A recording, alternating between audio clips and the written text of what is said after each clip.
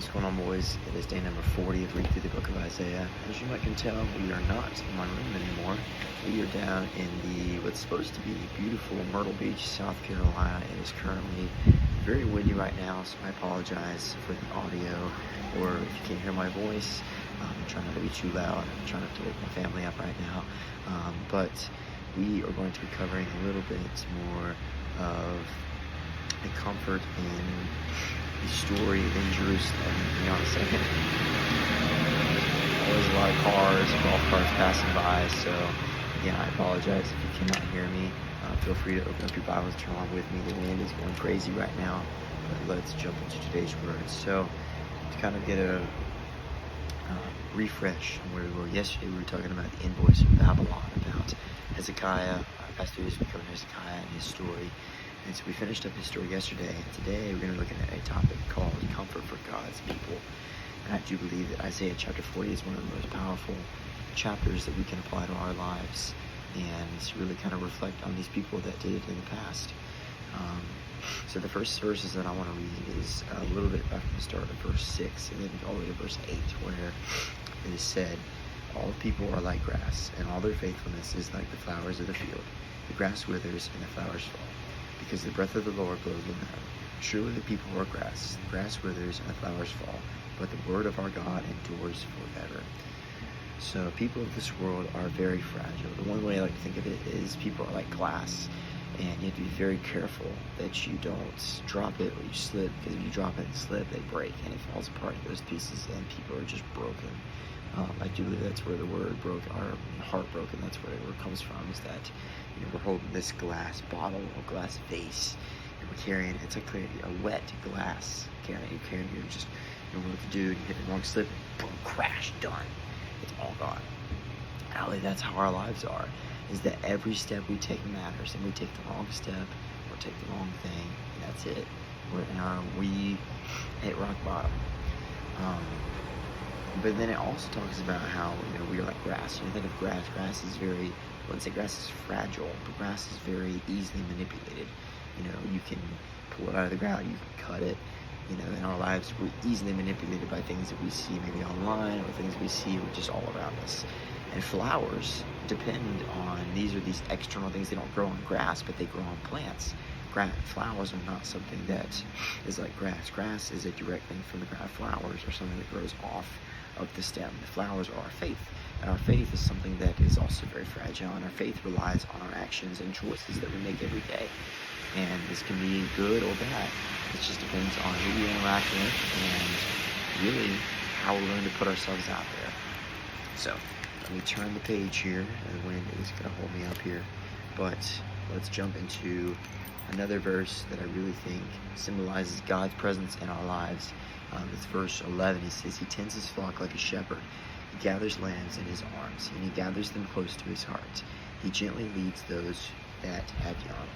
So I want you to imagine this field of sheep, and there's these shepherds. Most of us know shepherds probably from the birth of Jesus, about the shepherds seeing the star and coming to the manger in Bethlehem.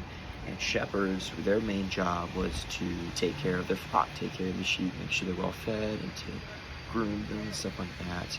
And so I believe that's how God takes care of us.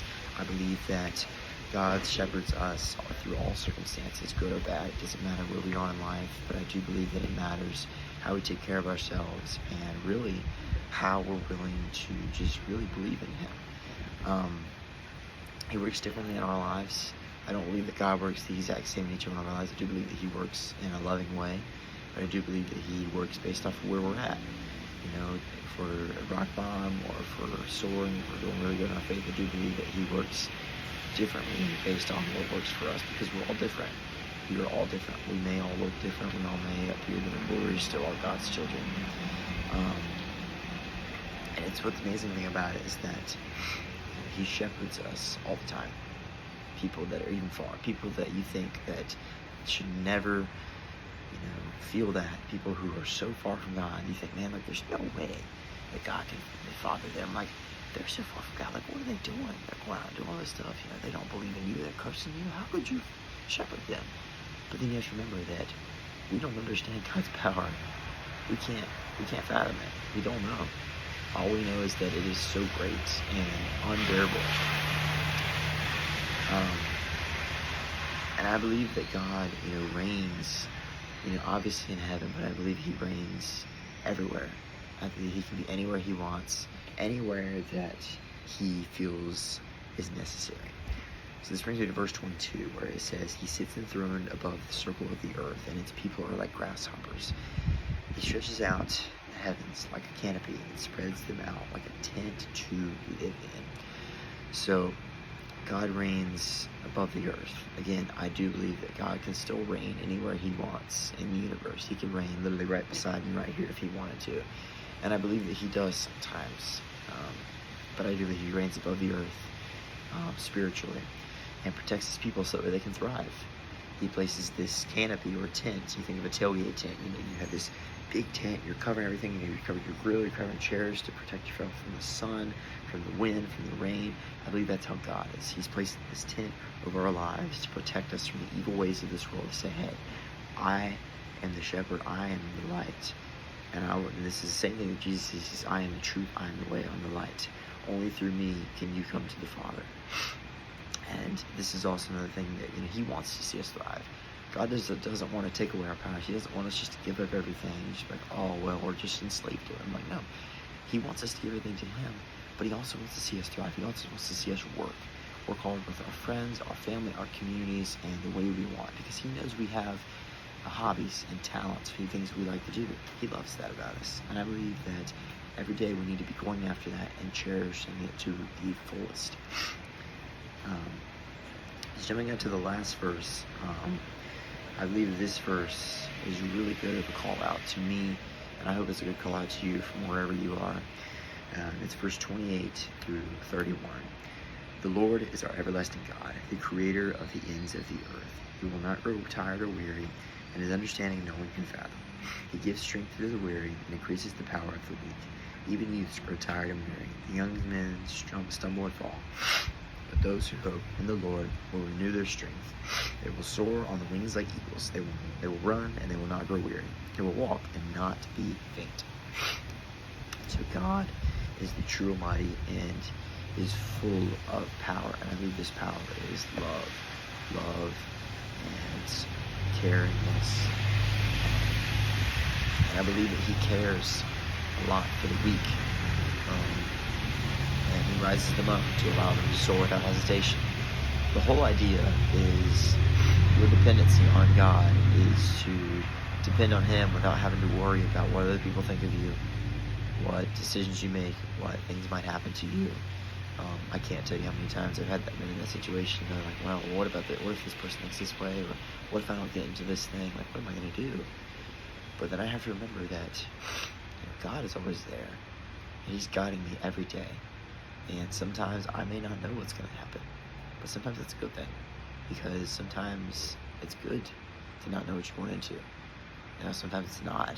But in God's eyes, a lot of things he does for us, we don't know. But that's what makes it so special, is that he loves us. And he'll take care of us and protect us at all times. I want to read something real quick that I got for my graduation party a couple months ago. And it's a daily prayer for 365 days. It's called 365 Days Prayers for Men. And I want to read today's prayer to kind of close out. I'm reading July 6th for today. And the verse that it's connected to is James 3:17. It says, the wisdom that comes from God is first of all pure, and peaceful, gentle, and easy to please. This wisdom is always ready to help those who are troubled and do good for others. It is always fair and honest. So, I'll read this prayer real quick. I hope that you guys have a great week, and I'll see you very soon. God, I want you to understand more about your promises and hold them fast to me. I know that wisdom is speaking through your Spirit, and I desire for my ears to be open and my heart enlightened to the riches of your glory. I am missing out on growing in my knowledge of you because of my own impetuous behavior. I cannot wait any long enough, but I want to help. I want you. Help me to be less distracted and more disciplined. Fill me with your patience and joy and with endurance. I know when I gain more wisdom from you, I will love others better. Amen, brothers. I will see you guys very soon. Peace out.